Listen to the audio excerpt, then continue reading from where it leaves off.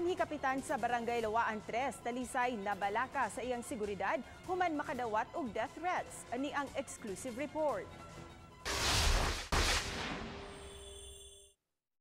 Hulyo 19, unang nakadawat og hulga pinaagi sa text message si Kanhi Lawaan 3 Barangay Kapitan Delia Ibanez. Gibaliwala lang niya kini hangtod nga kagahapong adlaw Hulyo 19, tangkod usa ka buwan, nakadawat na usab siya og laing text message sa pagpanghulga sa mao gihapong cell number.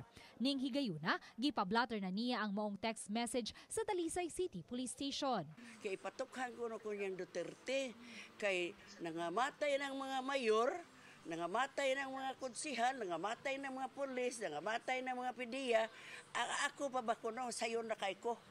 Matud ni Ibanez, gitubag niya ang nag-text kaniya tungod kay nagtuo siya nga may kalabutan kini sa politika. Wala hinuon siya ginganlan nga mga pangan sa posible niyang gidudahan.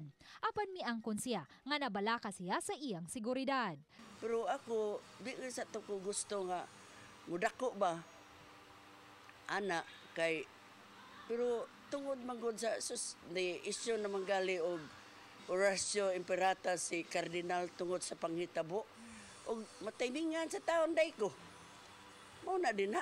Samtang gidasig sa hepe sa Talisay City Police Superintendent Marlo Conag si Ibanez sa subling pagbisita sa iyang buhatan aron masusi sa cybercrime unit ang naasoing cell number. Si Ibanez gikatahong igo lang nagpablatter sa hitabo apan wa niini mahinabi ang hepe sa Talisay City Police. Meron naman tayong PNP computer service saka cybercrime. Pwede natin ipatrace yung number kung sino talaga nagte-text sa kanya at ipa-analyze natin yung yung mga text doon sa intelligence natin kung talagang ipabalidate natin ba kung it is a valid threat. Lawaan, Balitang Bisdak.